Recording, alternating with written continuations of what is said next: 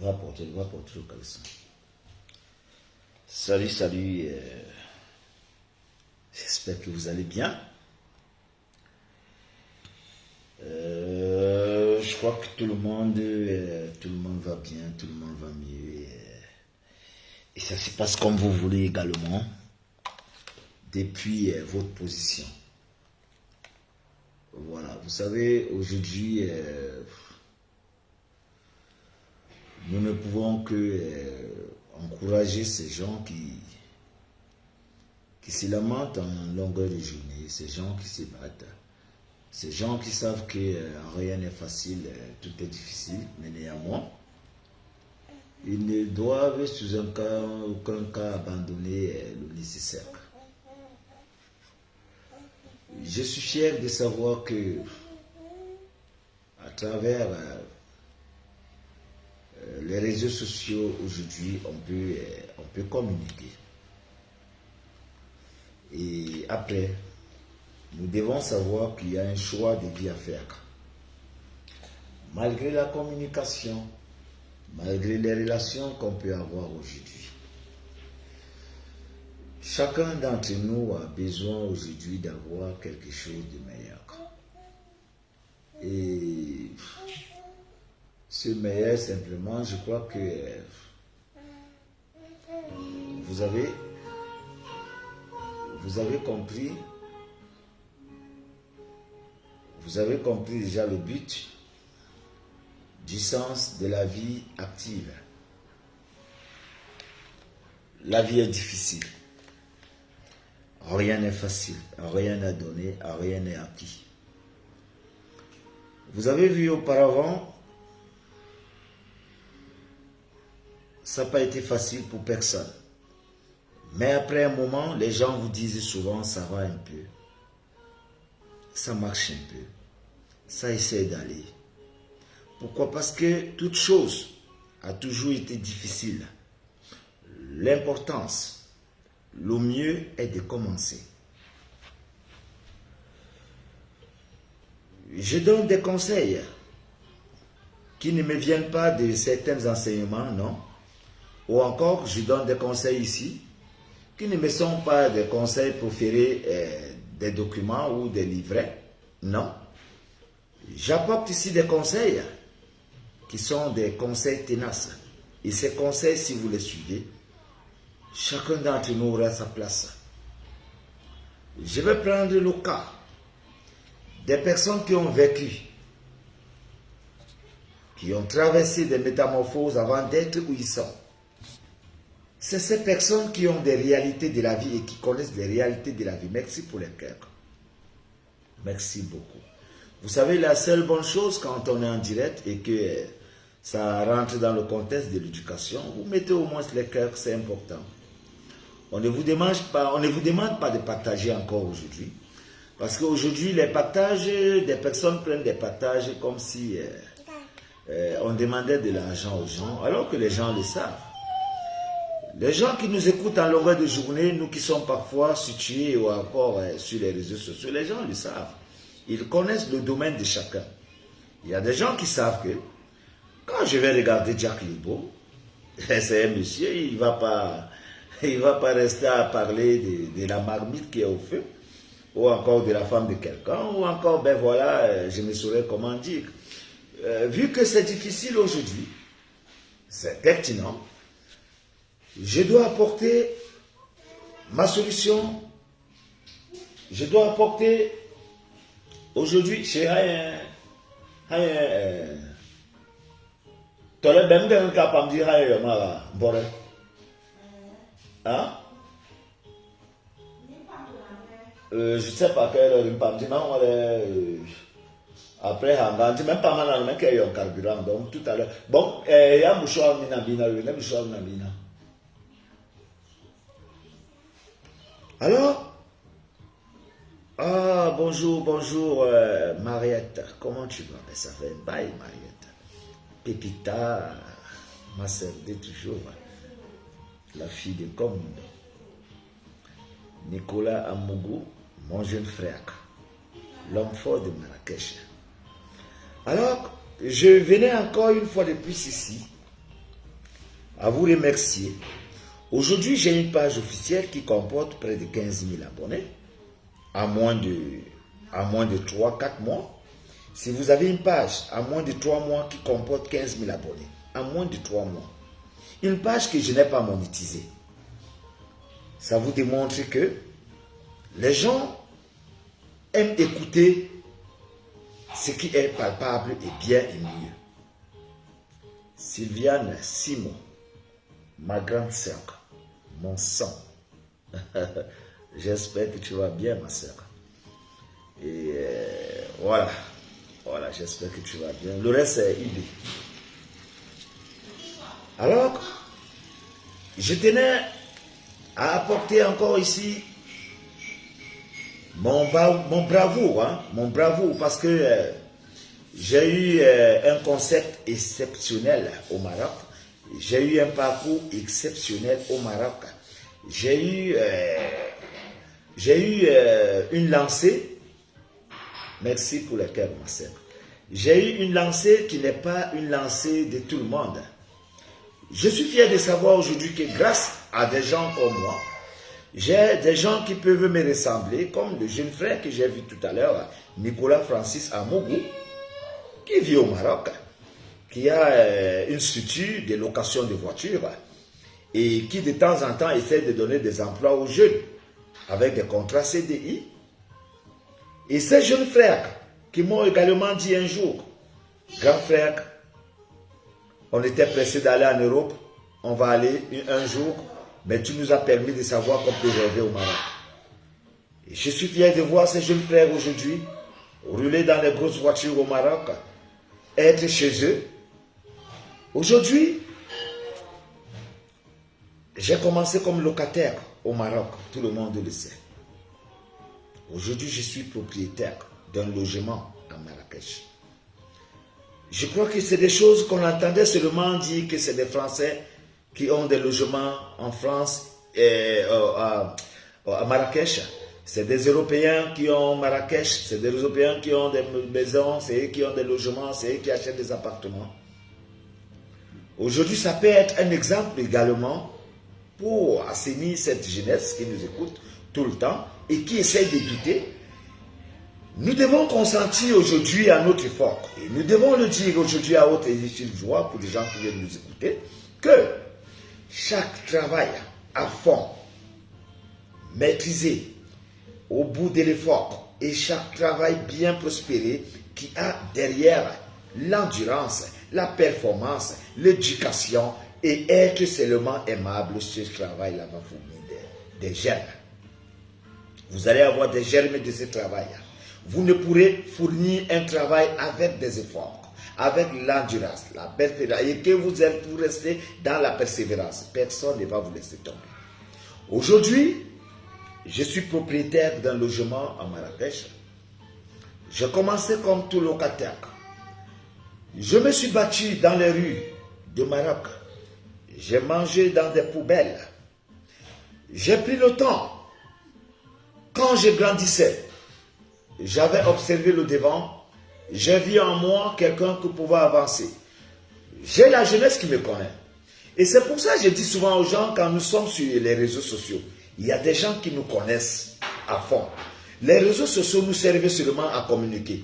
Mais nous ne venons pas sur les réseaux sociaux distraire des gens parce qu'il y a des gens qui nous connaissent à fond. Il y a des gens qui connaissent votre parcours. Il y a des gens qui savent que ce monsieur, et je lui connais depuis 25 ans, voilà son parcours. Il y a des gens qui le savent. Mais à Facebook aujourd'hui, chacun se passe pour n'importe quoi. Et c'est pour ça que j'ai toujours aimé des gens qui viennent à Facebook, qui racontent le vécu. Parce que le vécu, c'est ce qu'on connaît. Mais l'histoire, c'est ce que chacun peut retrouver dans les livres. Je suis fier de voir encore aujourd'hui, je dis bonjour à mon jeune frère Bijou Atangana, qui est là. Voilà Bijou Atangana, voilà les jeunes frères, ça c'est mes enfants. Bijou Atangana, quand je dis jeune frère, bon voilà, c'est parce que, mais c'est mes enfants. C'est mes enfants.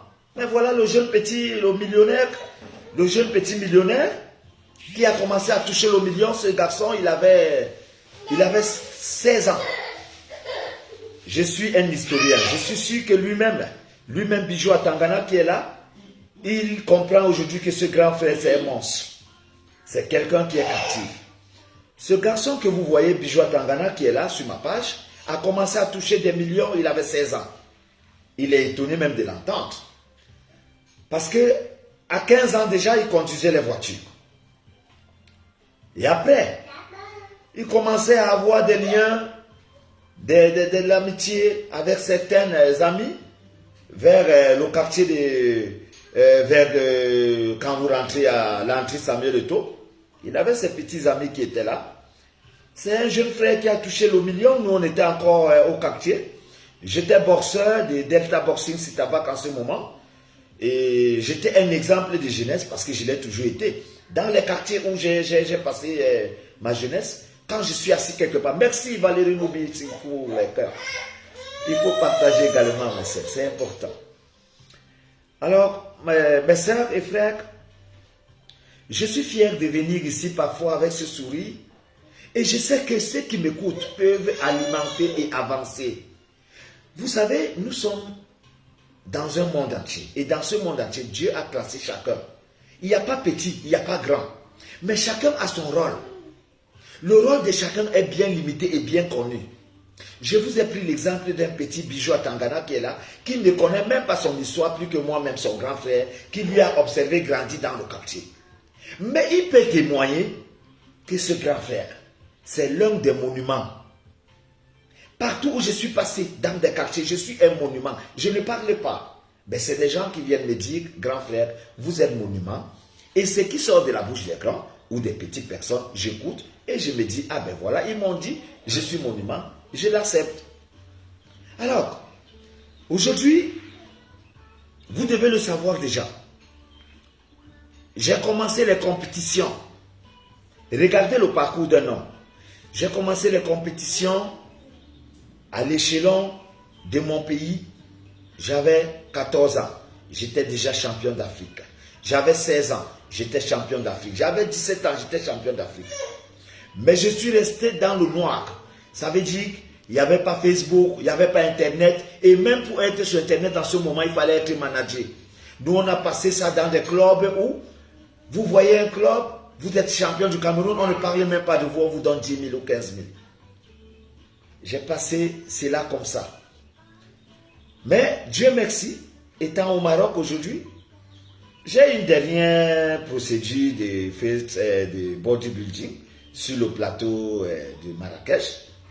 Je vais représenter encore une fois le plus ma capacité sur bodybuilding. Aujourd'hui, je ne suis plus sur la ligne de la boxe. Pourquoi? Parce que dans la vie, vous devez tout faire et être ce que vous êtes. Et vous devez démontrer que votre image n'est pas quelque chose qu'on ramasse. Vous êtes des icônes. Vous êtes des valeureuses personnes. Les Africains, pour moi, sont la clé du succès. Alors, je suis fier qu'à partir d'un moment, vous êtes locataire.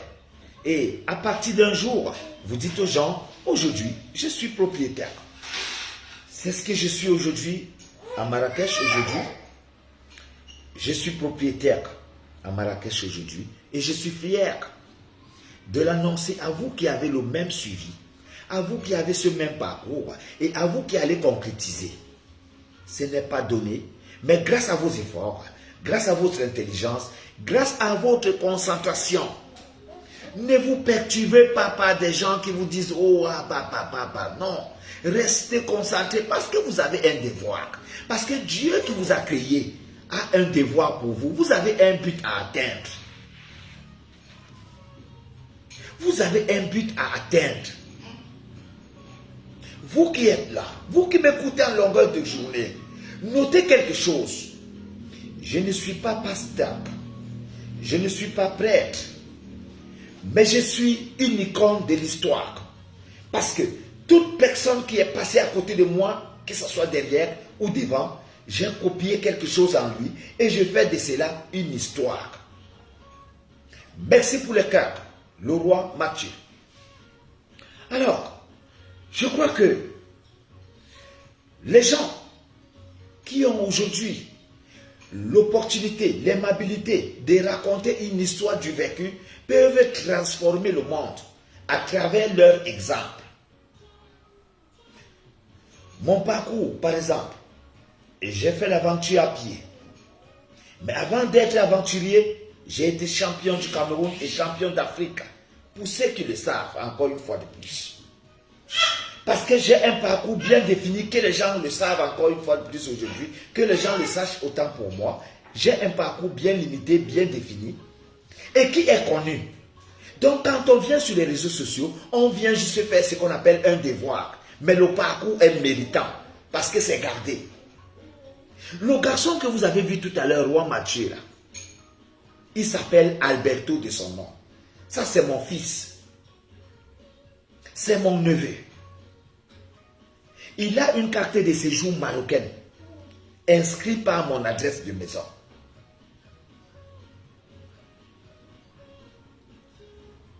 Et ça fait aujourd'hui 9 ans qu'il a cette carte de séjour que je lui ai offert au Maroc. Alors, aujourd'hui, même si pavane dans le monde, il a quand même ce grade, il a ce passage, il a cette image.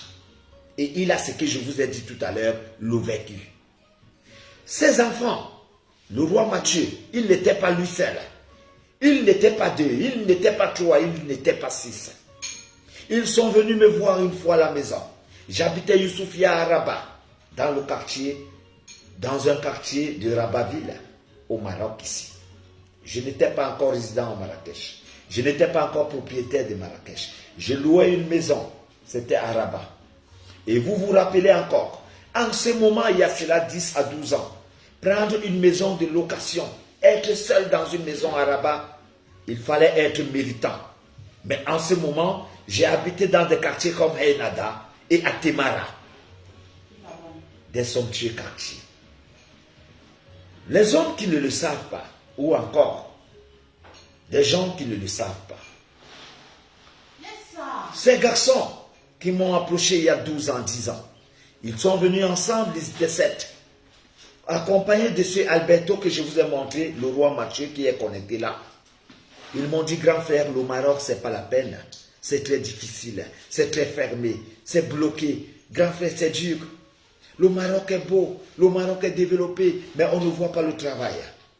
Je leur ai posé une question, est-ce que vous avez le document? Ils m'ont dit, quel document? Est-ce que vous avez l'entrée du passeport aussi? Vous êtes entré légalement au Maroc? Non. Vous avez une carte de séjour? Non. Vous avez un passeport? Non. Mais vous voulez travailler comment? Vous voulez travailler comment? Ils m'ont donc proposé si je pouvais leur donner du capital, ou encore un capital, ou encore quelque chose qui pouvait leur faire survivre. Et je leur ai dit, qu'est-ce que vous pensez? Lui, Alberto, le roi Mathieu qui est là, il m'a dit, tu nous donnes un capital de 500 € chacun et on va vendre des téléphones. Je peux être témoin de mon histoire devant Dieu et devant les hommes. J'avais donné le capital à tous ces enfants et tous ces enfants vendaient des téléphones à Médina. Et j'avais des téléphones dans la maison que je n'utilisais pas, les téléphones de grande valeur comme la Burberry en ce moment, où c'est la Blackberry qu'on appelait encore, voilà, la Blackberry des dernières générations, il peut vous dire, avec tactile, il y a 12 ans, si quelqu'un vous donne un téléphone il y a 10 ans, 12 ans aujourd'hui, qui marchait tactile, vous devez comprendre que ce n'est pas n'importe quel téléphone. Et je les ai donné ces téléphones qui étaient chez moi, ils ont commencé le commerce à Médina. Chacun vendait le téléphone. Aujourd'hui, de tous ces enfants que j'avais donné le capital, il n'y a personne qui vit au Maroc. Ils sont en France, au Canada, en Espagne, partout dans le monde entier. Et je suis fier de moi aujourd'hui de savoir que grâce à mon travail, les enfants essaient de prospérer, les enfants essaient d'avancer. Et notez bien, tous ces enfants, quand ils avaient besoin de soucis ou quoi que ce soit, ils venaient me voir. Et ne manquez pas à savoir encore une fois de plus, je vais vous dire la réalité de la vérité aujourd'hui. La réalité de la vérité. C'est quoi la réalité de la vérité? Vous savez, dans la vérité, il y a la réalité. Dans la vérité, il y a ce qu'on appelle les indices. Mais aujourd'hui, je ne vous parle pas d'indices de vérité. Je vous parle de la réalité de la vérité. Ça veut dire une source véritable que les gens ignorent. Tous les Africains qui habitaient dans l'immeuble du papy. Parce qu'en 2011, 2010, 2009, 10, 11, les gens qui habitaient à l'immeuble de papy à Rabat, dans le quartier de Takadoum, ils étaient près de 70 personnes dans un immeuble. Et dans cet immeuble, vous devez consentir avec moi pour des témoins qui sont là. C'est une vidéo que je fais. Et c'est indirect. Et à quelques témoins qui sont même encore ici. Je venais tous les samedis. Je garais avec le vieux Obama, je garais la Range Rover. J'entrais dans l'immeuble. Je donnais à chacun minimum 50 dirhams. Et des gens qui avaient la chance de me voir avant avaient 100 dirhams. Et parfois, je venais avec l'argent et les sacs de riz. J'ai nourri tous ces Africains qui étaient mes frères pendant des années grâce à l'opportunité que Dieu m'avait donnée. Je ne parle pas en direct ici pour me valoriser, mais je parle en direct ici pour ramener les consciences des personnes qui doivent savoir que ce qu'on doit apporter sur la table, c'est le vécu pour que des gens nous ressemblent. Alors, aujourd'hui, je suis fier de savoir encore une fois de plus de témoignages du roi 12, qui est le roi Mathieu, qui est Alberto, qui est là, que je vous ai dit, c'est mon petit. C'est dans cet immeuble que je vous ai dit où habitaient près de 70 personnes, c'est là où il m'a croisé. J'ai dit, mais tu fais quoi au Maroc? Et tu fais quoi ici? C'est comme ça que je l'enlève là-bas. Et je ne vais pas parler. Il a habité dans le quartier le plus chic de Rabat. En ce moment, il y a cela plusieurs années à Fadeza. Il avait la clé en main. J'ai dit bien. Vous savez, parfois je parle et je coule les larmes. Parce que je comprends que dans la vie, quand vous vous battez, Dieu ne vous laisse pas tomber. Je comprends cela aujourd'hui. Je comprends aujourd'hui que quand vous vous battez dans la vie, Dieu vous aime. Parce que c'est Dieu qui vous a créé. Parce que si ce n'était que les hommes, nul ne sera où il est. Mais bon, grâce à Dieu, nous sommes ensemble. Grâce à Dieu, d'aucuns savent respecter les gens et certains aiment les uns et les autres. Il y a des gens qui n'aiment pas voir les gens. Il y a des gens comme ça. Grâce à sa façon d'être, il n'a pas vécu. Grâce à sa façon de faire les choses, il n'a pas avancé. Il va jalouser les autres. Il n'aime pas les gens. Mais il y a des gens qui aiment avoir le sens de compréhension. Ils aiment voir les autres avancer. Je suis fier aujourd'hui de parler au Maroc comme propriétaire de maison. Un locataire qui marchait à pied avec des clochards. Un locataire qui dormait sur les nattes, sur les vérandas des gens. Un locataire qui a dormi partout dans la forêt, dans les grottes, sur des montagnes. Un locataire qui a marché à pied des dizaines de kilomètres, des centaines de kilomètres parfois pour trouver de quoi manger. Un locataire qui a souffert toute sa vie pour être ce qu'il est au Maroc. Une personne qui a enduré toute sa vie parce qu'il cherchait le pain quotidien. Aujourd'hui, parvient à vous annoncer qu'il n'est pas piéton. Il est propriétaire au Maroc. Je crois que c'est un espoir. Et je crois que c'est un exemple des Africains subsahariens. Et je crois que c'est des exemples aujourd'hui à féliciter et à faire avancer. J'ai pris de mon temps de dire aux gens parfois, quand je viens en direct, la seule proposition de votre part de vouloir assister, c'est de partager simplement. Et je vous note encore, pour vous qui êtes là, il faut rentrer sur ma page officielle. Vous allez taper Jack Yobo officiel. S'il vous plaît, abonnez-vous. Parce que dans quelques temps, j'aurai des cadeaux et j'aurai des avantages, des associations à donner à nos accompagnateurs, à mes frères et sœurs. Qui êtes vous? Vous méritez d'avoir une longueur d'avance sur des gens qui n'ont pas compris l'avenir. Mais vous avez cette longueur d'avance parce que vous êtes quitté de chez vous, vous avez marché à pied pour rentrer dans les pays des uns et des autres. Vous êtes des aventuriers. Et un aventurier n'a pas droit à l'échec. Un aventurier n'a pas droit à l'erreur. Parce que vous êtes aventurier. Parce que vous n'avez pas celui-là qui va vous aider. Parce que vous n'avez pas celui qui vous accompagne. Parce que vous n'avez pas celui qui vous couvre. J'ai été celui qui est resté dans le mépris. J'ai été celui qui est toujours resté derrière. J'ai été celui qui était accompagnateur. J'ai été celui qui a toujours regardé et sollicité que les gens viennent à côté et aider les uns et les autres. C'est pour ça que je vous ai noté ici que poser des questions à toute personne qui a vécu dans la ville de Rabat. J'ai donné des cartes de séjour aux gens. J'ai accompagné des gens qui étaient malades. J'ai envoyé des corps au pays. J'ai essayé aujourd'hui parfois de payer des logements de certaines personnes. J'ai donné du capital aux jeunes qui voulaient se chercher. Et je vous ai dit, regardez en 2011, 2010, 2012, si quelqu'un vient à vous donner un capital de plus de 500 €, et il vous donne des capital, vous n'êtes pas 2, vous n'êtes pas 3, vous êtes près de 6 personnes.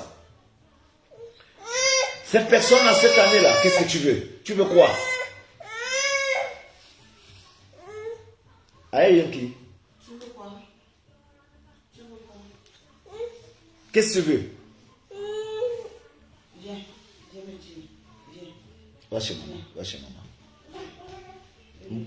Bon, elle est là. Où elle allait? Ah, il aime bon, on a partout, mon frère.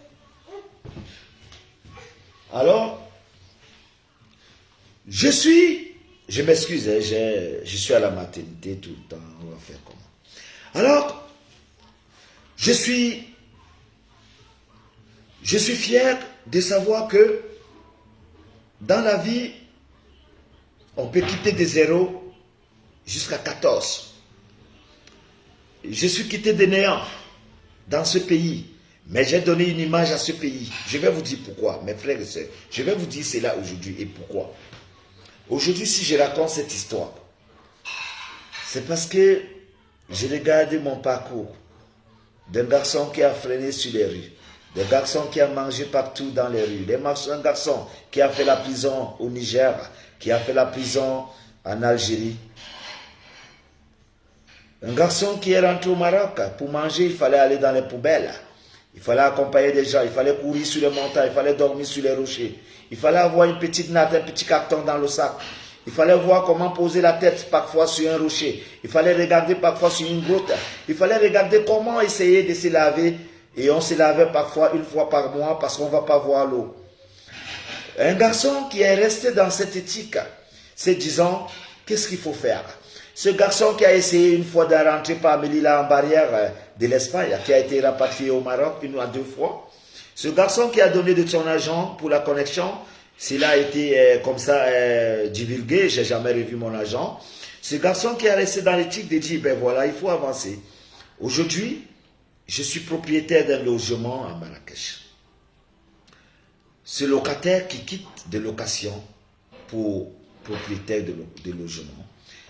À Marrakech, ce garçon qui était piéton, qui aujourd'hui n'est pas piéton au Maroc, je crois que je viens de donner l'image à un sens de vie commun pour nous les Africains. Et nous devons nous aimer, nous devons parler de nous-mêmes parce que si on ne le fait pas, des gens ne parleront pas. Il y a des gens qui vous regardent et qui vous apprécient, qui savent que ce que vous dites est vrai. Mais ils ne sont pas à la bravoure de vous regarder avancer parce qu'ils se disent pourquoi pas moi alors que ce n'est pas ça la peine. Il faut féliciter les gens qui avancent pour que vous avancez et que d'autres vous félicitent. Il faut apprécier le parcours des gens pour que les gens qui vous regardent également prennent votre parcours en compte. Il faut savoir dire aux gens que voilà, grâce à toi, vraiment je t'ai observé. Je vais vous prendre un exemple. Il y a le champion Francis qui est champion du monde. Avant qu'il ne soit champion du monde. Il m'appelle, il me dit, je vais travailler le travail de gardiennage. Je lui dis, Francis, tu es un bravo garçon. Tu peux boxer, tu es fort. Il me dit, non, tu sais, la France est bien, mais quand tu viens d'arriver en France, il faut que tu passes de maison en maison, c'est pas aussi facile comme ça, comme on croyait et tout. Je lui dis, je vais t'accompagner. J'ai accompagné Francis. Il a abandonné même la boxe un temps. Il est tombé dans le gardiennage. Je lui ai accompagné même la nuit où il faisait son combat. Il est tombé champion du monde. Il m'a appelé, il m'a envoyé directement le mandat. Il me dit, voilà ce que tu peux aussi prendre avec madame. Je lui ai dit, j'ai vu en toi un travailleur. Pourquoi ne pas t'encourager? Je n'ai pas eu cette chance. Moi, j'ai boxé au Maroc, j'ai boxé au Cameroun. Mais je n'ai pas eu la chance de continuer parce que j'étais un sans-papier au Maroc. Je n'ai pas eu l'opportunité que les jeunes frères ont eu avant de traverser pour aller être champion du monde. Je n'ai pas eu ces opportunités. J'ai eu mes opportunités à moi, à ma limite, et je me contente de cela. Et je sais que les doigts se dépassent, que Dieu nous aide, les petits et les grands, chacun a sa chance. Donnons-nous ces avantages et respectons cela. Alors, aujourd'hui, je suis fier qu'un frère ou une soeur m'appelle et me dit, je vais prendre les vacances au Maroc. J'ai vu à Poutou National, qui était très fier hier encore sur une vidéo en disant, je suis au Maroc, je suis fier et tout, je suis dans l'appartement chic. Mais c'est ça. Vous pouvez vouloir prendre vos vacances et vous dites, mais j'ai un frère au Maroc. Mais vous arrivez à la chambre, au lieu de payer l'hôtel. Qui m'appelle quand je suis en direct? Mais c'est pas possible ça. Alors, je crois qu'aujourd'hui, la seule chose qui nous garantit, c'est de savoir que la valeur des hommes, c'est simplement l'endurance. Votre endurance va rendre compte à votre valeur. Et votre valeur va prospérer et donner l'image de ce que vous êtes. Les gens ne vont pas vouloir vous faire avancer. Les gens ne vont pas vous aider. Vous savez, j'ai eu des jeunes garçons qui ont pris la route de l'aventure. Ils ont eu l'opportunité d'avoir ma conspiration et avoir mon savoir. D'aucuns sont aujourd'hui en France. Certains sont en Italie. Certains ici à côté en Espagne. D'autres même en Belgique. Ces enfants qui essaient de m'appeler, putain, ça c'est quel numéro de la France qui m'appelle, mon frère? Alors, qui m'appelle là? C'est pas possible. Alors, va chez maman, va manger. Alors, aujourd'hui, quand je reconnais que certains garçons qui ont pris de mon inspiration sont partout au monde et sont en train d'être aujourd'hui les monopoles des familles, les chefs des familles, je comprends que grâce à moi, Dieu avait fondé la route. Dieu avait voulu que grâce à moi aujourd'hui, tout se passe mieux. Alors, pourquoi je ne vais pas féliciter? Pourquoi je ne vais pas féliciter les efforts et le bravoure d'un garçon? Laisse, regarde, laisse le télécommande. Maman t'appelle. Va chez maman, maman t'appelle. Va, maman t'appelle. Je serai. Hein. Alors, c'est avec cet engagement que je vous dis encore aujourd'hui, il faut partir sur ma page officielle Facebook et vous tapez simplement Jack Yobo officiel. J'ai plus de 15 000 abonnés déjà. 15 000 abonnés en moins de 2 mois. Je crois que je n'ai même pas encore monétisé cette page, mais je suis à 15 000 abonnés. Donc je comprends que des gens aiment ce que je fais. Et je comprends que ça bénéficie beaucoup aujourd'hui la nationalité africaine. Et je crois que de votre côté également, vous pouvez aller sur ma page officielle Facebook et vous abonner. Vous tapez Jack Yobo officiel, vous restez abonné. Ici, ça reste des conseils des familles. Ça, c'est ma page que tout le monde connaît. Quand je viens ici, je peux parler n'importe quoi. Parce que là-bas, je ne parle que typiquement de l'immigration, l'intégration, l'avancement et le monopole. C'est pour ça que je donne des conseils. J'ai pris l'opportunité dernièrement de donner des conseils aux jeunes filles qui sont en France. Je les ai dit, vous avez eu l'opportunité aujourd'hui, grâce à votre Dieu, d'être en France et avoir des enfants. Mais sachez une chose, vous êtes en train de concrétiser aujourd'hui dans le monopole, d'avoir plusieurs enfants parce que vous avez les avantages de la France qui vous donnent par exemple des avantages sociaux ou encore voilà les ONG qui vous subventionnent. Mais notez que vous qui avez 3 enfants, 4 enfants différents de père, le papa est belge, le papa est camerounais, le papa est congolais, le papa est ivoirien. Vous avez 4 enfants de 4 nationalités dans votre maison. Ils vont vous appeler maman, maman, parce que vous êtes maman, qui est l'enfant. Mais demain, quand vous ne serez pas là, qui va encadrer ces enfants qui seront de différentes nationalités de papa? Ces enfants vont vous faire ce qu'on appelle la concurrence dans la maison en se disant, moi je suis Camerounais, toi tu es Libérien, d'autres Sénégalais, l'autre est Français. Alors chacun va se défendre et ça devient une polémique dans la maison. Je conseille aux jeunes dames, quand vous avez eu l'opportunité d'avoir les enfants, 3, 4, ayez quand même le papa de ces enfants, un seul qui est marié avec vous. Ça vous donne le nom de maman, ça vous donne le nom de femme, ça vous donne le nom de l'honneur que vous êtes. Mais si vous êtes encore engagé dans une affamée et que vous êtes resté encore une fois de plus à avoir des enfants, sans avoir les papas de ces enfants avec vous, vous êtes aujourd'hui la merci du creux que vous êtes en train de creuser. Vous creusez un creux qui va bénéficier de l'engouement de vos enfants. Vous ne pouvez bénéficier de quoi que ce soit avec 4 enfants de différents pères et de 4 nationalités différentes. Jamais de la vie. Vous allez bénéficier parce que vous êtes encore en vie. Mais dès que vous n'êtes plus là, ces enfants ne seront jamais vos enfants. Chacun va dire, mon papa est français, je vais en France. Papa est camerounais, je vais au Cameroun. Papa est ceci. Et ça va vous créer la polémique que vous êtes en train de créer aujourd'hui. Vous, les jeunes femmes, prenez en compte ce que je vous dis. Quand vous avez fait des enfants et que vous avez déjà au moins 3 enfants, ayez quand même le papa de l'un des enfants chez vous. Parce que Dieu a bénéficié de votre souffrance, vous les femmes, en vous donnant les maris. C'est pour ça que ça s'appelle la femme de tel. Madame Tam, ça vous protège. Mais si vous êtes éternelle fille et que vous avez des enfants, 4 enfants parce que vous bénéficiez des allocations de la France, notez qu'un jour ça va vous rattraper. Notez qu'un jour ça va vous rattraper. Je vous donne tous ces gens qui ont l'opportunité de m'écouter, de partager cette direct et de donner l'encourage. Parce que l'encouragement que vous allez donner à vos sœurs, c'est de les faire savoir. Avoir des enfants qui sont dans la maison avec vous, des différents papas, et qui ne voient pas un seul papa dans cette maison, qui voient d'autres hommes entrer. Voilà l'éducation que vous êtes en train de donner aux enfants. Vous êtes en train de donner un chemin aux enfants. Vous n'allez rien leur dire demain, parce qu'ils voient des yeux, ils analysent et ils comprennent. L'éducation ne dépasse pas la vision des enfants. C'est pour ça le visuel. Quand vous êtes en face d'un enfant, prenez le temps de vous mesurer. Quand je fais des directs ici, il y a mes enfants qui m'écoutent. À travers ces directs, j'enseigne les enfants. Et je dis également à ces gens, je vois parfois des blogueurs. Il y a des blogueurs ou des blogueuses qui font des directs. Quand vous êtes devant une caméra, sachez que ce que vous dites concerne aussi les enfants qui écoutent dans la maison. Vous n'allez rien leur dire demain parce qu'ils écoutent, parce qu'ils regardent. Et rien ne dépasse l'écoute de l'enfant et le regard. Faites attention.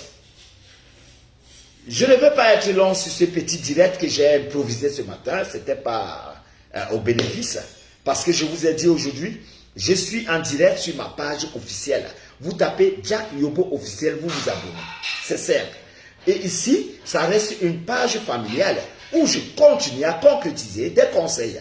L'engouement, je donne aujourd'hui le prospect à ceux qui veulent avancer. Parce que c'est ce que vous méritez. Vous méritez aujourd'hui qu'on vous poste.